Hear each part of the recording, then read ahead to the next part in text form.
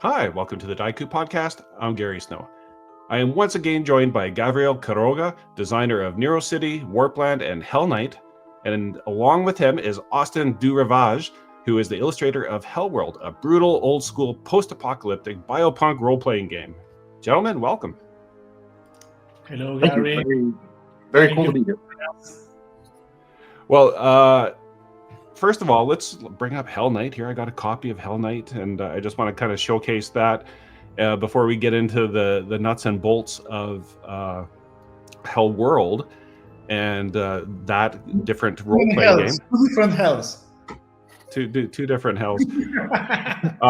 And I know Black Rainbow Society, I got the notification that it's being shipped to me as we speak, so I'm excited to get that in my hands, which is I guess I don't know if we call it a splat book or what is it, Gavriel? Like a whole edition to Hell Night, Black Rainbow. I consider it like a spin-off from the setting, but the same universe, as Hell Night, or maybe Hell Night Part 2 for me. And that brings us to an interesting topic, which is Hellworld. And so give us a bit of a, who wants to give us the, well, actually, before we even start there, Austin, you're just joining us for the first time. I want to talk to you a little bit about your background. For those that have not known about Gavriel, I'll put the links up above. But Gavriel has been on my show here now a couple times, just talking about games from Argentina. Represent Argentina. Go. And yeah, but Austin, you have not been on the show before. Tell us a little bit about how you got into the illustrating and this crazy little hobby of ours. So I kind of come from a lifelong arts background. My mom is a mural artist, teacher with a entire lifetime in fine art. So I kind of grew up drawing. That's always kind of been my passion. It's been a solid distraction through a lot of stuff in my life, and it's just kind of something that's always been a part of me. As far as kind of my recent work in illustration, that has only become more of a serious thing for me in the last like 5 or so years, probably. I recently left my day job to do this full time, and I do commission work. I'm doing the whole working artist gig. In addition to working on Hellworld. But when it started for me, I mean, as far as like Hellworld goes, it was just kind of like a solo project that I was working on, putting together just like pages of backstory for guys that I would like to draw. I was pretty heavily referencing like the kinds of books that I used to grow up reading that were kind of like encyclopedia compilations of like Marvel Comics characters, the X-Men, Spider-Man, where there'd be a bio of a character, big illustration, and then little facts about them. And that sort of thing has always kind of been in the forefront of my mind when I draw, just kind of coming up with backstory as I draw. And kind of from there is what kind of spawned Hellworld. Cool. Well, as we get into the illustrations, I'm going to ask you all sorts of technical questions about like how you approach it and all that kind of stuff. So I'm excited about that. But tell me, how did this project come to be? Because I know, Gavriel, you've got Neurocity or Neurocity. I know I've gone back and forth on how I pronounce that over the time. You say you don't care, but I've never kind of landed on one myself.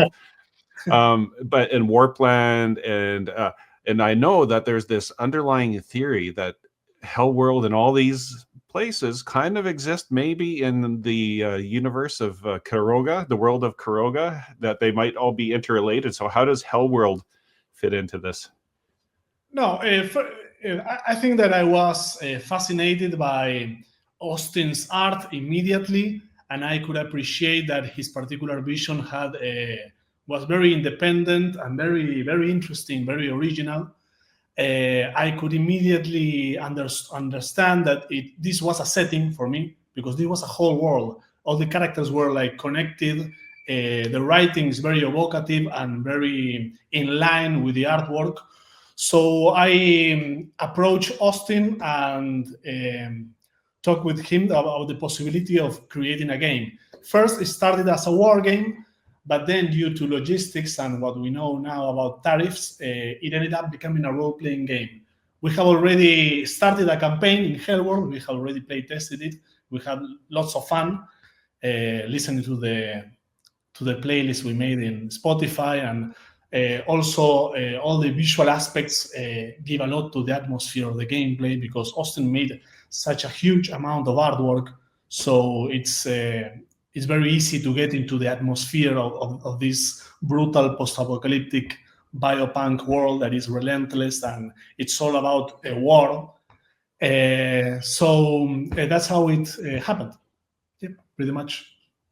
Yeah, the initial project prior to Gav's involvement was it was essentially me just kind of co-opting a lot of my favorite franchises and iconography and imagery. The cover and the original logo were very heavily Warhammer 40K Realm of Chaos inspired. The original logo for the book was a kind of a direct copy of the Bolt Thrower band logo, which, you know, for legal reasons we can't use.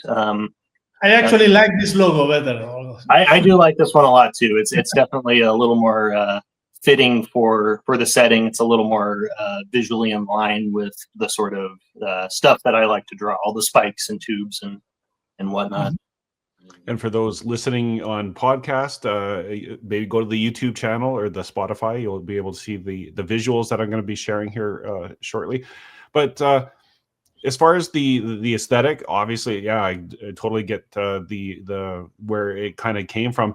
But how much did you go, okay, like what are we creating new, and how did that world form as far as like the lore of it, and like how you're going to approach the game design part of it? I think it kind of happens organically.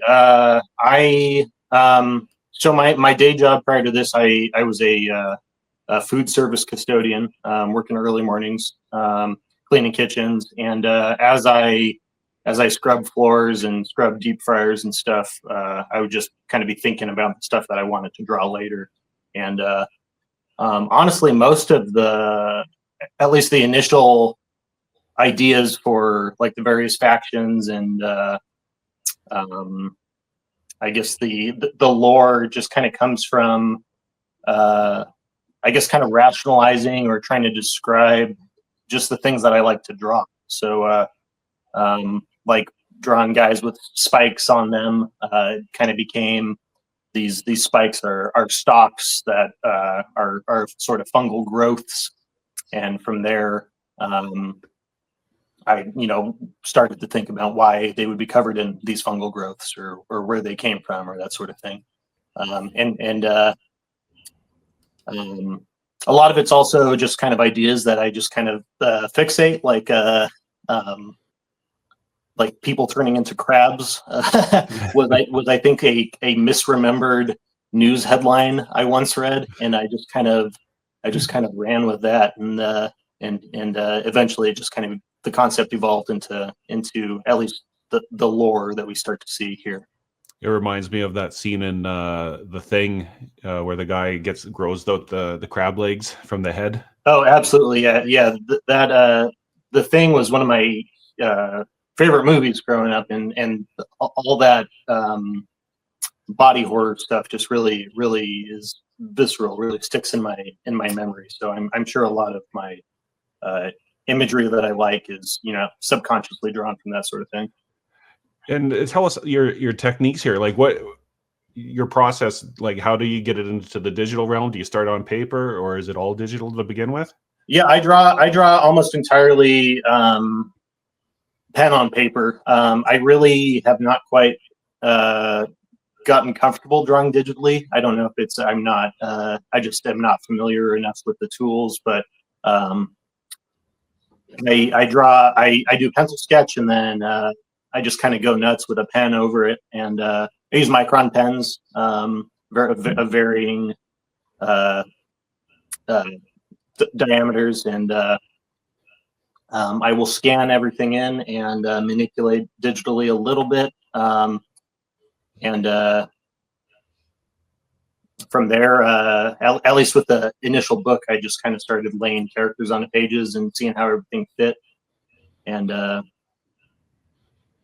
that's pretty much it. It's a pretty simple process, and I like that I can do it just about anywhere without too much specialized tools. That's kind of a big part of drawing for me. I think that you're a very generous artist when it comes to the amount of detail you include for each piece. That's not very common nowadays. It really shows that there's a lot of work on each piece. Do you take time to do artwork? I never asked you that, Austin. Well, I'm sorry, what was that? How much time does it take you to do? Oh, man. That can kind of vary.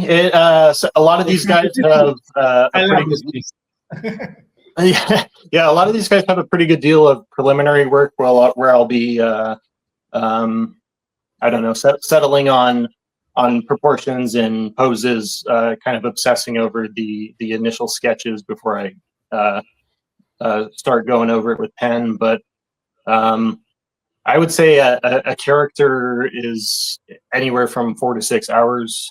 I try to even when I'm in a pretty good workflow, it can kind of take a bit of time, and I always tend to underestimate how long it's going to take me to draw something, and I kind of find that I'm working on it for considerably longer than I was anticipating. But it's immensely gratifying to build up values with cross hatching and stippling sometimes, and various line techniques. That's a big part of it to me, kind of establishing these textures and building up depth and stuff. It's almost like a little cathartic, just kind of scribbling away with a pen for hours. It just feels good. Yeah, I was going to ask you that if you just get in the zone and you go, wow, where did 4 hours go? I've been just kind of like in the guts of this creature. Yeah, 100%. This one on the screen, I specifically remember drawing like 10 hours straight, and I think I was trying to get it to Gav by a certain point, and so I just knew that I had to get it done, and I just kind of sat and smashed through it. And then as my wife got home from work, I realized what time it was, and that was my day. And I can't help but go, like, if you were doing this in digital, probably you'd like that whole skull pack in the left side of it. You'd probably just have all that black, and then you would go into like white ink, and then you would do the skulls ahead of it. But you have to plan so much further ahead to actually like know where these skulls are going to go and like outline them. And like, that's, I would say it's like, you need to lay this out quite well in your mind, at least ahead of time. There's no like do-overs. Yeah. It's, that's the one thing about working in ink on paper. It's pretty permanent. I mean, there's oftentimes I'll go back with like an opaque white, like a gouache or something, to fix highlights or to fix some of the white forms on stuff. But I do find myself thinking about that a lot of the time. Like, man, if I was working digitally, I could just be kind of flying through this. But I don't find that I've been able to achieve the same sort of I don't know, the minute textures that are more satisfying to me working digitally. And you mentioned, now you're a full-time illustrator artist, and you mentioned your mom's background in that. Did that make it easier for you to go, okay, I can do this, as far as like having a family history of like art in the family? Like, I know a lot of people struggle with their family's kind of thought of like, well, I don't want you to be a starving artist. I want you to get like a trade, or, that kind of thing. So the support of the family, how instrumental is that? Oh, it's pretty huge. My mom has been, immensely supportive of this entire endeavor. She's my biggest fan, commenting on my Instagram posts and stuff like that as Gotta well. love moms. Yeah, and also my wife. I would not be able to do any of this without my wife. She is also immensely supportive, and she has always encouraged me to put more effort into the more gratifying creative things. And as I'm starting to make a little bit more money here and there doing this, it's definitely easier to see that there's a sustainable sort of future for me in this realm. Well, it looks great, and so if people, Hellworld, obviously you're going to get that out the door. But if other people want to reach out to you, where can they find you to do illustration for them? I mostly post my work on Instagram. I'm not super active anywhere else on the internet. My account is Blood Oath Garfield, or you can search my name. I think it generally pops up pretty quick. Okay, and I'll make sure I got the links in the the show description, so not to worry about that. But so if you like what you're seeing here, contact Austin and help out an artist. And as you mentioned with your wife, like almost every game designer has a support network behind them, and so it's really nice to see that come to fruition, and you being able to do and put out this kind of great work here. Let's jump over to your Kickstarter. Let's walk through that. So, talk to us about the Kickstarter. What are people getting for their hard-earned money here? Well, we are proposing a book that is 6 by 8 inches, about 40 pages long, fully illustrated. And the first part of the book will be Austin's setting, Austin's fully illustrated setting, Hellworld Earth. And then the second part will propose a role-playing game that is specifically an adventure about a group of military scientists scouting this hellscape and trying to survive, of course.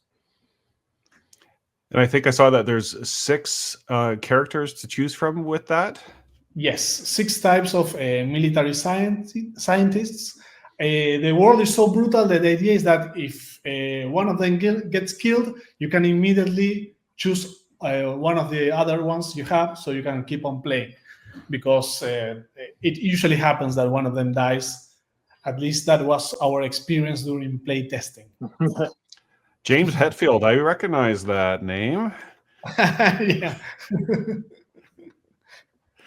Captain James Hetfield. I was out of ideas that night.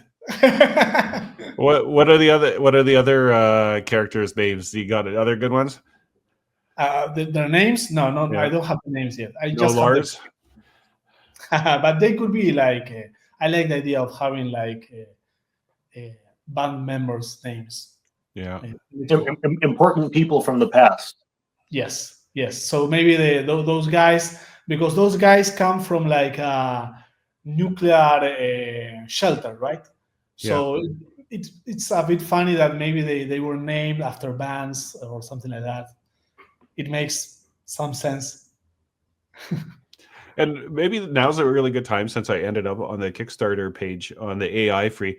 Gavriel, you've been like a real big proponent of like, hey, let's keep AI out of the tabletop role-playing game space. And obviously, Austin, I'm sure you agree with that stance, given that how important that is to you.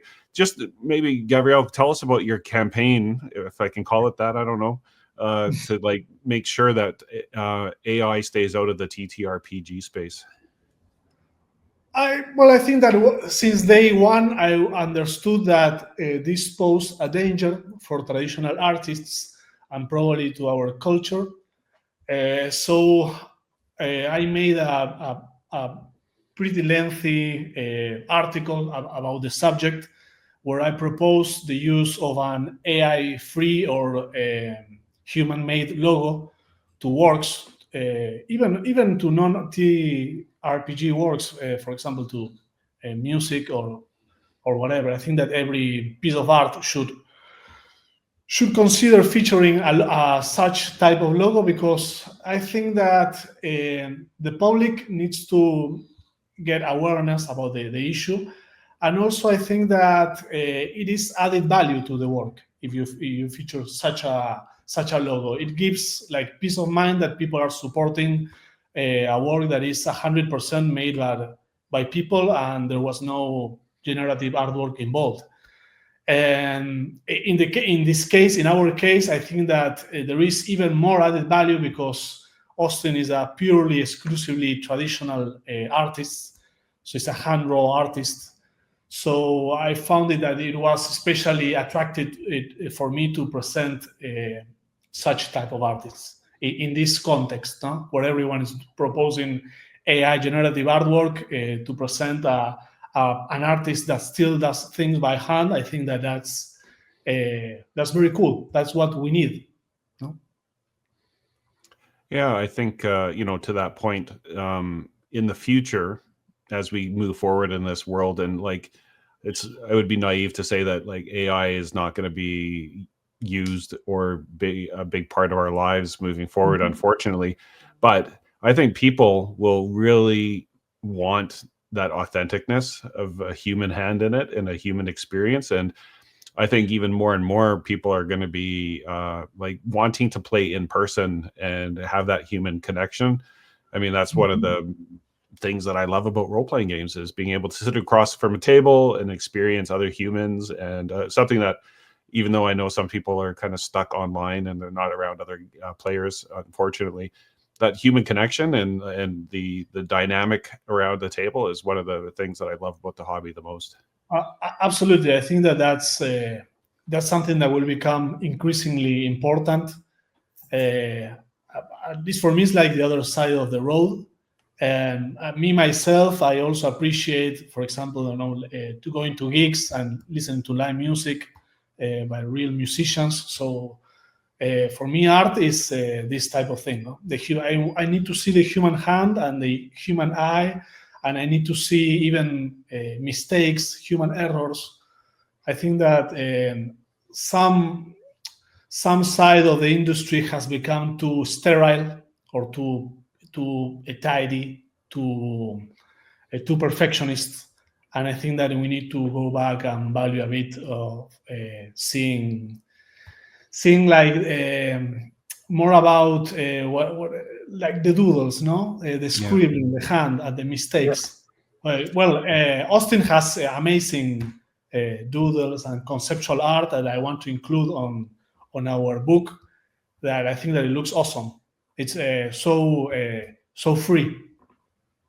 Yeah, I think that really is the sticking point for AI is AI generated imagery in particular. It is sterile. It's pretty soulless. While the machine grabs from all these sources to create something technically new, similar to the way humans I guess draw from their entire memory or numerous sources. There's less interpretation and less obviously less soul behind it when the machine does. I'm not pretending that my work is not directly influenced by all my favorite things or imagery taken from my favorite franchises or concepts or films or whatever, but I think there's when people do that, there's a tremendous amount of interpretation that lends itself to creating something that is actually new at that point.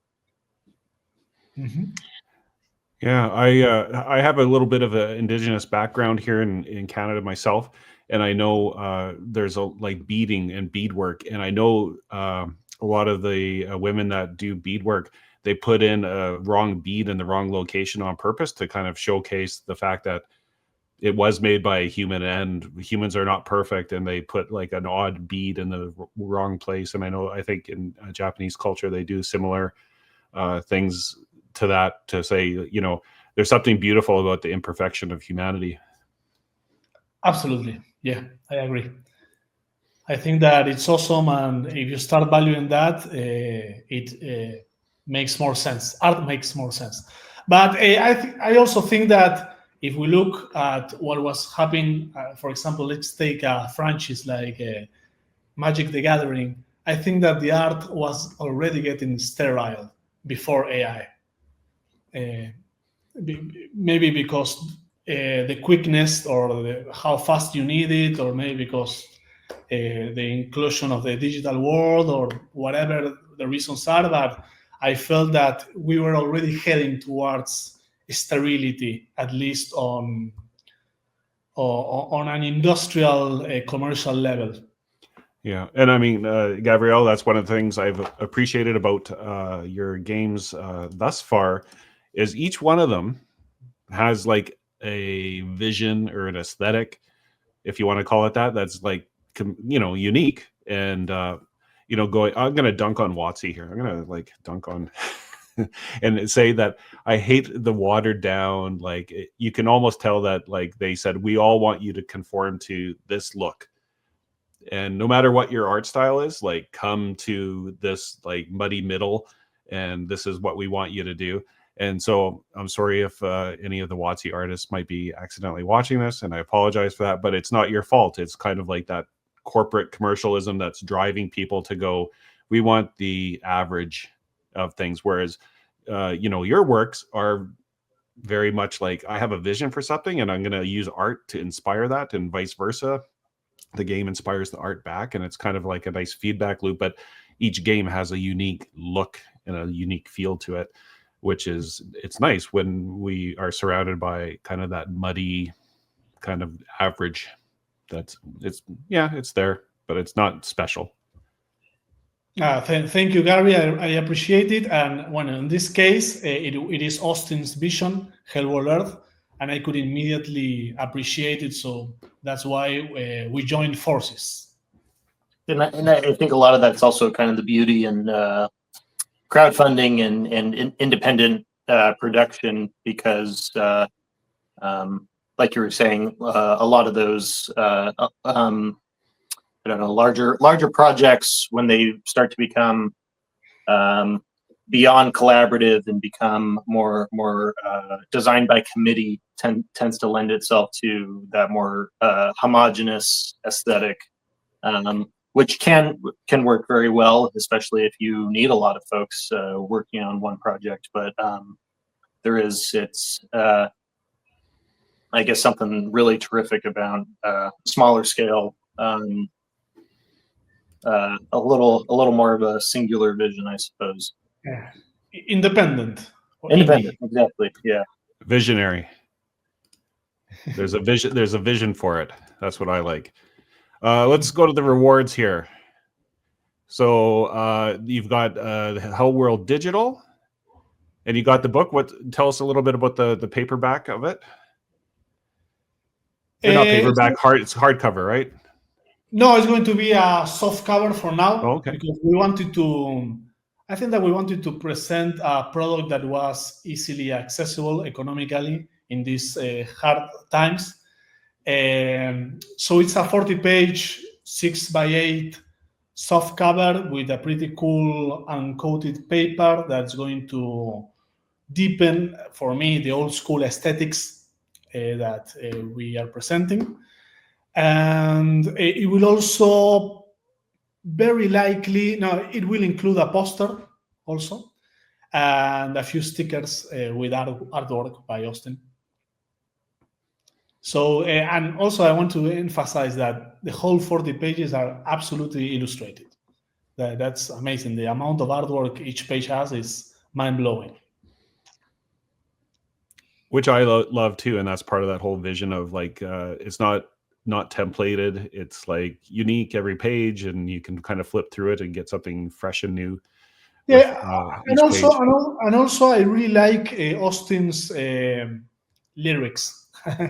I think that the text is very evocative, and it goes very well with the whole vision, with the whole aesthetic. It holds together. It's very cool. It's very neat. Yeah, I think it's kind of as far as like my prose has always kind of been second to the artwork itself, and it kind of alternates between I'm trying to sound like I'm writing some sort of mill tech manual with schematics and explanations for gear and stuff, and with a little bit more narrative stuff. And I'm sure I'm just swiping that directly from 40K game books and codexes and stuff, but it seems to work for what I'm trying to convey, I guess. Cool. Well, I'll put the link to the Kickstarter in the description, and make sure that people get there. And it runs until April 30th. Is that correct? Yes, that is correct. We have 19 days to go. We are Okay. almost funded. Help us out, guys. So if you support indie games, get out there. And I know before we started recording, a big thing that's going on in the TTRPG space is like tariffs and the concern and what's going to do to the industry and all that kind of stuff. Mm-hmm. But it should not stop us from supporting indie creators. If you have the ability to do that, please do. It's an important part of the hobby, and it's an art. It's a piece of art. So get out there and support that. And speaking of the tariffs, we don't need to go down the rabbit hole of things, but how much of an impact is it on your current Kickstarter, the potential, not potential for tariffs, and how are you dealing with that the best you can? In our case, we are lucky because all my products, all my books are printed in USA, near Baltimore. So I don't foresee any issue with our printing. I asked them just in case, but there is no issue whatsoever. So we are good. We are good to go. But I understand that it's a big problem, mainly also for board gamers or for people that make games with parts, with plastic mm-hmm. parts, or whatever you need to print from China. But in the case of books, I think that luckily the United States have a very nice industry where they can produce competitive prices, at least for me, and at a very good high standard. So we should try to support that. Yeah, that's what I think. Cool. And what's next for you two? You got any big plans upcoming? I am content to keep working in this medium, in this setting as well. Hellworld Earth is kind of it's almost like a brain dump for me. So it's very natural for me to just kind of keep creating and drawing in this setting. So my plans are just to keep producing and hopefully releasing Hellworld Earth content. Mm-hmm. Cool. And Gavriel? Well, as Austin said, we are also considering launching a war game eventually with miniatures, with 2D miniatures, because they look cool as fuck. We even did some prototyping on that, but the tariffs canceled that part of the project for the foreseeable future. But it may happen in another format. I am also working with Melsonian Arts on producing a role-playing game about a comic book written and illustrated by Alcatena called Liquid Steel. I'm very stoked about that project because I will be translating the comic book and also making the role-playing game. So it's going to be something very different from what I'm used to doing. But I think that's going to be awesome because I will be also promoting another traditional old school artist. For me, the greatest artist in my country, Argentina, Alcatena. So he's my idol, my private idol. And working with him is like a dream come true. Cool. Well, I will make sure I share all the links to your socials and the Kickstarter, and make sure that everybody gets out there and supports awesome games like this. So Gavriel and Austin, thanks for coming on the show and telling us about all you're doing. Hey, thank you. Thank you, Gary, as always, for the support, and I really appreciate what you are doing for the community. I think that is very important and very special. I really appreciate it. Thank you, man. It's my pleasure. I just love everything that's coming out of it. So thank you.